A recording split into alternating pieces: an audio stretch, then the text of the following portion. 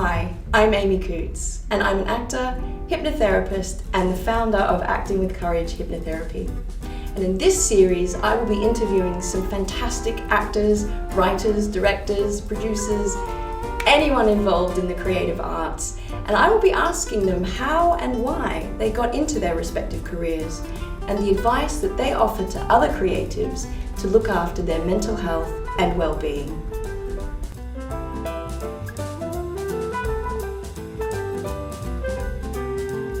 Self-taping.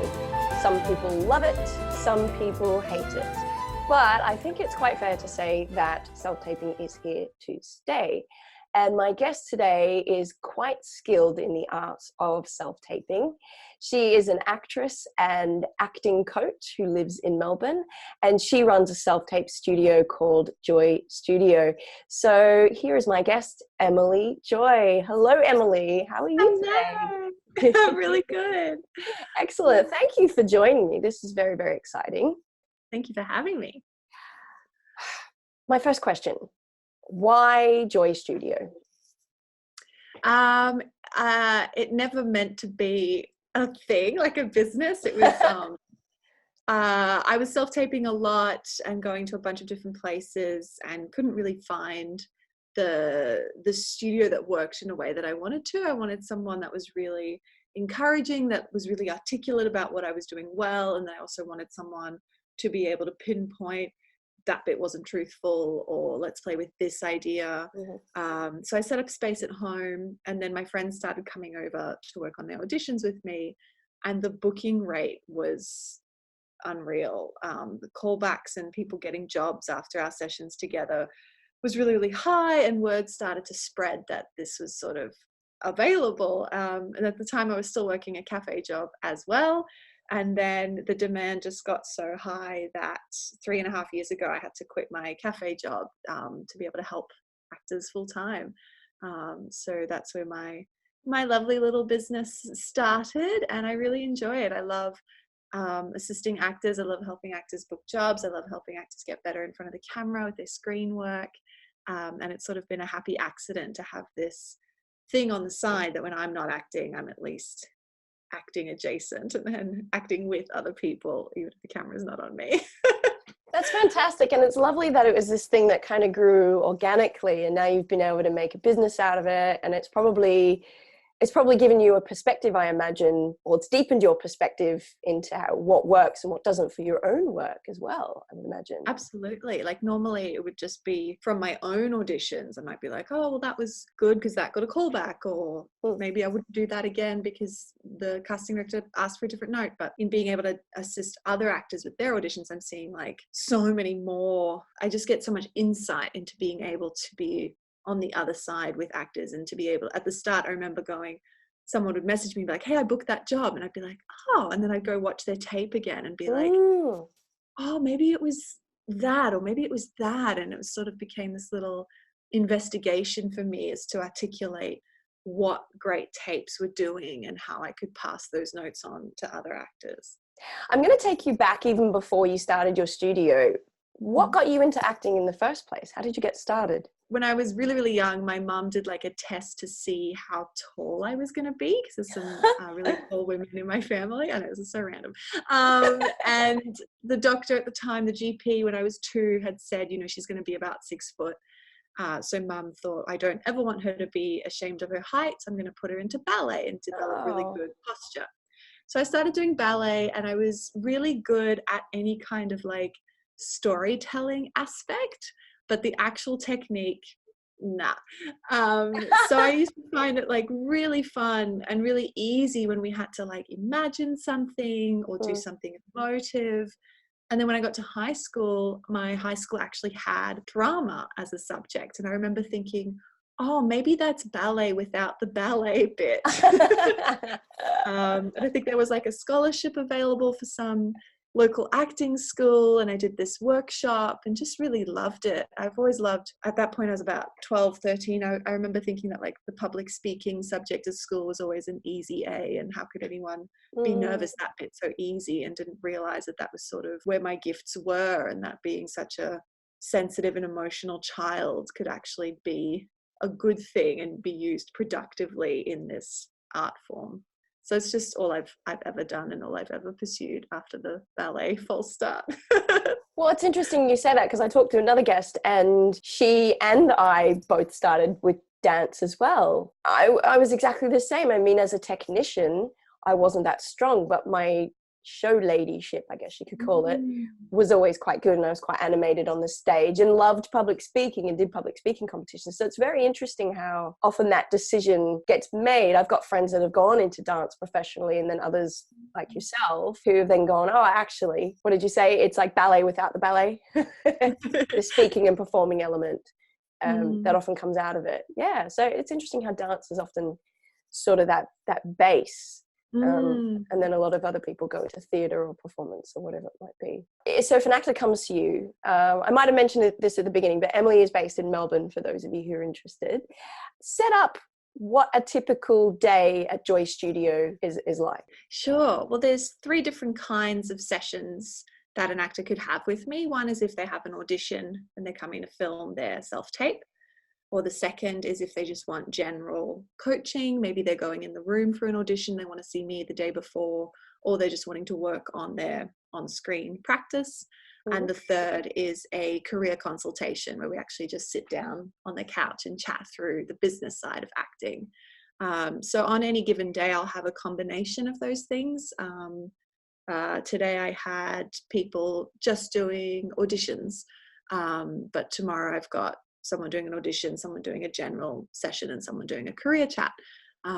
So for the self-tape audition, I'm very much about getting the actor to feel as relaxed as possible. I don't think anyone does good work when they're feeling anxious. Agree. So I'm really calming, I've been told. So like if it's Definitely cold true. outside, I have thank you. Yeah. I have the heater on, and I have water, and I have, you know, really nice lighting set up so that when they watch themselves back, they can, you know, it's flattering.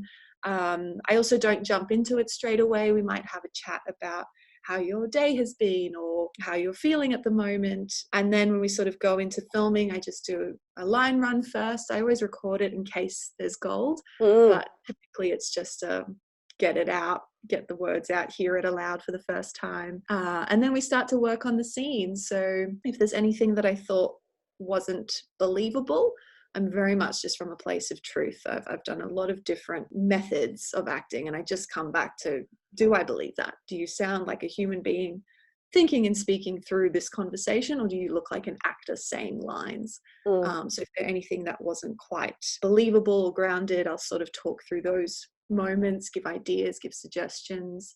And then we'll do it again, and we kind of just take as long as any individual actor needs. Sometimes people are in and out in 15 minutes. Sometimes we use the whole hour for one scene. It really depends on the material and on how the actor is that day and how much they've been able to prepare. With the general coaching, I'll often give material out. I assign scenes to my actors, what I think is really going to challenge them and stretch them. I don't think there's any point kind of doing a simple one-page home and away scene. We really look at complex, great screenwriters so that when the audition for the soap comes through, they can just nail it. But my sessions are all about stretching you past your normal range. So if someone is struggling with emotion, I'll give them a scene that's really heavy on that. If someone is struggling with words and ideas, I'll give them a really sophisticated screenwriter like Sorkin, for instance, and then we'll kind of work the scene, watch it back, look at what's going really well, tighten up some things that aren't popping as much. We'll also chat through strategies. Maybe I've got an actor who's got a show coming up, so we're going to talk about who to invite from the industry. Right. And then we also talk about mindset and having a really positive, healthy mental health. And those two latter things are what I go to in depth in the career consultation, where we chat through how your craft's looking, how your business side is looking, and then how your mindset is going. But that's sort of a typical day. I tend to limit the number of sessions that I do. I typically only do about 4 or 5, just because I find it so energetically, it's quite exhausting to work one-on-one in a really intense way. When I first started, I'd sort of see 12 people a day and just have that's intense. No energy for myself or for my own project. Yeah. So I like 4, but obviously it depends what the demand is. And I sort of have a little break in between each so I can edit and send their tape, have some food. But yeah, that's an average what I do in a day. Wow. And you covered so many aspects then, which I want to kind of dissect a little more anyway. And one of them was mindset, which we'll get to in a minute. I can be a testimony for how Emily works, because I went to see her, I think it was 2 years ago now. The one thing I come back to, and what you just said then, was the thing about making people feel relaxed, because that, I think that's a massive thing in order to do your best. And you might have had this in audition situations that you've been in, but I certainly have, even recently doing an audition in London and sort of like being relaxed, but then actually being a bit derailed by the casting person that I was dealing with. So that, I think, is a massive thing, because if you're not relaxed, you're not going to do your best work. And if you have someone who is kind of adding to an already sort of nervous situation, you're not going to get the best out of it. And I think it's quite apt that your studio is named Joy Studio, because it is a joyful place to be. Honestly, I'm not just saying this because Emily's here, but I do remember coming to you for our consultation. And one of the things I really took to heart, and I still use that to drive me even now, is you mentioned that some of my best roles are still ahead of me. And I think I was very fixated on age at that point as well. And that really hit home with me. So I'm very grateful to you for saying that, because I still, even now, I find I choose plays that I'm not old enough to do yet, because it just keeps me motivated to go, well, I love this play, I could do this role, but that's 3 or 4 years down the track. So I thank you for that, because it was just those few little comments that you made. I've still got the recording of our consultation that I consider every now and then. But yeah, seriously, if you are a Melbourne-based actress and you haven't worked, actor or actress, actually, sorry, don't want to be like gender discriminatory there. But if you haven't met Emily and you do need a bit of help with your self-tape game, I highly recommend having a chat with her about that. And you've had some clients go on to do some really big projects. Are there any of those that you can kind of mention? What's coming up? So In the Tall Grass is coming out on Netflix. That's with my darling Harrison. Kayla Kavanagh has had an incredible year filming shows. My Life as Murder came out. She was nominated for Best Newcomer at AFI for her role in Rumper Stumper. I started working with her when she was 15. Wow. She's 19 now, but I feel so like, I joke about being like her mom, because I remember the first time she came to work with me and I said, let's just do a line run. I start how I normally start, and she was incredible. Wow. And I was like, okay, let's just do one. And I recorded it again just to check that she wasn't like stuck in a pattern or like rehearsed it a certain way. I wanted to see that she was still just like feeling through moment by moment, and she did. And I was like, cool, so we're done. And she was like, oh, what, was that all right? And I was like, that was unbelievable. Like, she's just so talented, and it's been awesome to sort of watch her journey and watch her grow and go from strength to strength. Got actors working all over the country at the moment, some actors on hold, some American stuff. So it's really exciting. I can't really single out people because there's just so much happening at any given point. Yeah. I'm very lucky to work with the caliber of actors, both who are already established and then also the up and coming emerging artists who choose to sort of guide and assist their career. Must be very validating for you to see that, to see those results, like the rewards of your labor, I suppose. I mean, you've obviously worked with a lot of people in the last few years. Do you find that you've noticed patterns in terms of like what their main obstacles are, or any challenges that you find they have to overcome before they get to that tape, or while you're doing the taping? Yeah, I find some really big factors are how much they've been able to prepare. So often actors run into trouble and they'll say things like, oh, I've just been working all day, or I had a late night last night, I was in rehearsals for this other thing. And I sometimes see the challenge of, because you never know when an audition's going to come, and the self-tapes are especially now getting like shorter and shorter notice. A lot of saying, due back ASAP, which is like a 24-hour turnaround.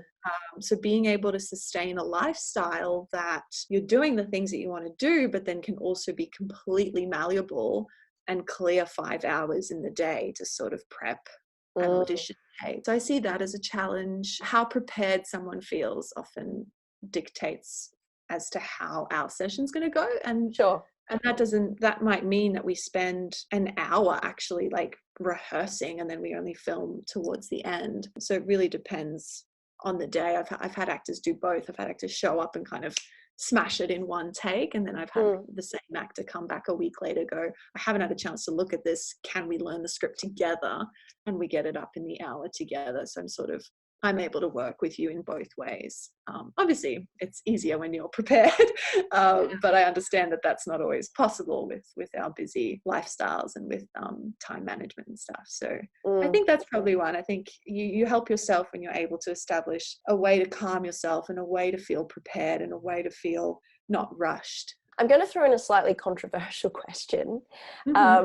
Maybe I hype that up a bit too much, but obviously self-taping is becoming a necessity, and you've started to see that, and it sort of accidentally became your business. Over here, there's, for those of you watching, I'm in the UK, but over here, there's sort of a very interesting mentality I've noticed.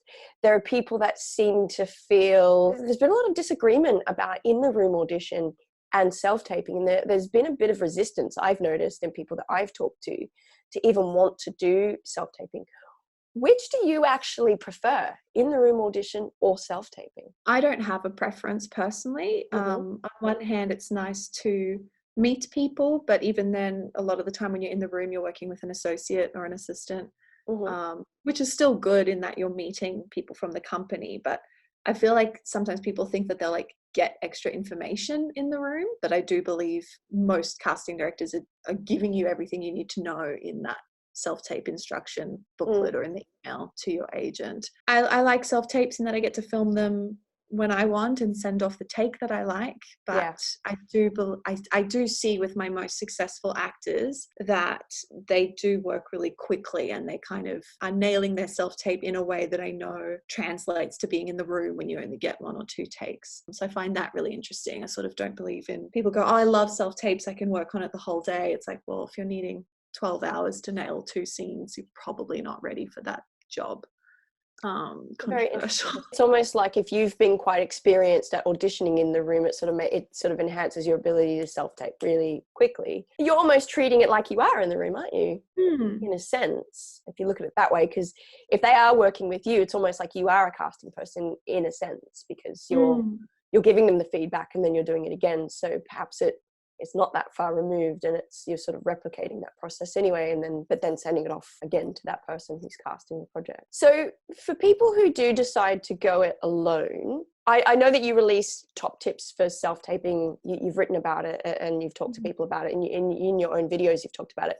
But even if they don't work with you and they choose to sort of go it alone or go their own path, what are your top tips for a successful self-tape? You can film it on your phone. So just grab a little phone adapted tripod. I think they're on eBay from like $15. Good lighting is important, so find like a window in your home is like the budget version.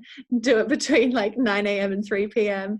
Or grab some lights off eBay. Just search for softbox lighting kit, and then a microphone, some kind of plug-in mic. I love the Rode Video Mic Go. Is incredible sound that you don't have to like sync up. It's just plug it in and it's there. And then find a really great reader. Casting directors understand if you're going to be like grabbing your mum or grabbing your neighbor, but when you have a great actor opposite you, it just means that you can relax that little bit more, and you're not having to like judge or assist or change their performance in your mind. Like, you just want to make it as easy for yourself as possible. I also really recommend people having a plan in place. Do some practice ones. Don't wait for a big audition to suddenly go and order a microphone. Get that set up happening now so that you can feel relaxed and confident when that email does drop in. We want to make the process as stress-free as possible. And that might be a mindset thing too. If there's any part of you that's like, I hate self-tapes, I feel stressed during self-tapes, I don't do my best work in self-tapes, we really want to work to turn that around, because as you said, it's only becoming more and more common, and it's a great thing that someone from Sydney can book you for a job next week having watched you on their screen. I love it. The example I go to at the moment is Dacre Montgomery. You probably know from Stranger Things. And I've watched interviews with him, and he talks about like he did so many self-tapes before he landed the roles that he landed in Hollywood. And I just think that is such a phenomenal thing that a guy from Western Australia can self-tape for something in Los Angeles and then be flown over to then test for it. Like that's, our world has opened up because of self-taping. Like I said to you before, there's a bit of pushback I noticed from people over here with regards to self-tape. And I go, but I can only see it as a good thing because it just opens up all these opportunities to, especially with things like Netflix now and going straight to producers and things like that. I think you're right with the mindset thing. I mean, I know when I started learning how to self-tape, I was rubbish, absolute rubbish at it. And I was very frustrated with it and I didn't enjoy it. I could see the merit in it, but I didn't know how to do it properly. But now I love it. I think it's a great thing. We need to get more comfortable with doing it because whether we like it or not, it's probably not going anywhere. So I want to go back to you, Emily, the actor. If ever you hear your inner critic or any negative self-talk, what do you do to deal with that? I try and listen to what she means. Like maybe I haven't rehearsed enough, or maybe I didn't sleep enough last night, or maybe I haven't exercised in a few days. Like if something's off balance, I kind of use it as a second to just check in with myself and go, hey, why am I being so hard on myself today? What need isn't getting met? When I feel insecure about my work, I like to just troubleshoot that. I've got a couple mentors that I would speak to. I've got a few people that help me with my self-tapes that I sort of am able to get feedback and advice from. And then I like to just practice self-compassion as much as possible. I sort of think nothing good comes from beating yourself up. We are our own harshest critics. And it's a big part of why I never point out something that wasn't working in an actor's tape because I know they already know that. So I try to flip that back on myself a lot when I'm then in front of the camera as I go, well, hang on, what would I tell my actor right now? And I find that pulls me out pretty quick. That's great. It's interesting you say that, the whole leaning into it and going, what's all this about? Rather than trying to go, no, go away.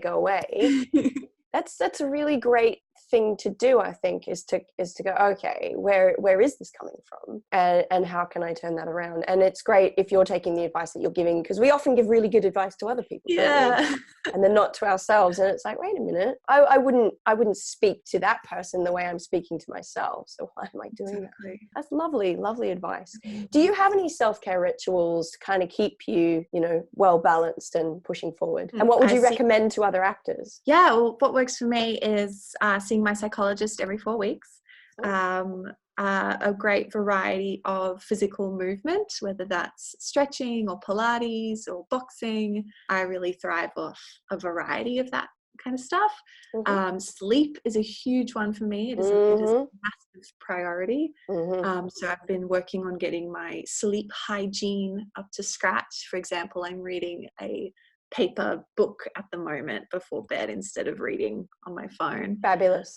Which is really helping. Good food, good water, and then staying inspired as much as possible. So watching great films and television shows and theatre. So we've just had the Melbourne Fringe Festival and I got to see so many incredible productions. Great. Yeah, fantastic. All right, Emily, well, that's us done for today. That's a wrap, so to speak. Woo! Thank you so much for joining me and giving your invaluable self-taping advice. So as I said before, Emily runs Joy Studio out of South Yarra for those of you who are in Melbourne. If you need a bit of help with your self-tape game or you want to consult for some career coaching, Emily is the person to go to. So please make sure you contact her. I'll be sharing her contact details with all of you. All right. Have a great day. Thank you, Amy. Thank you. It's been a joy, Emily. Thank you so much for watching this. And if you'd like to see more videos in this series, please remember to subscribe to Why This.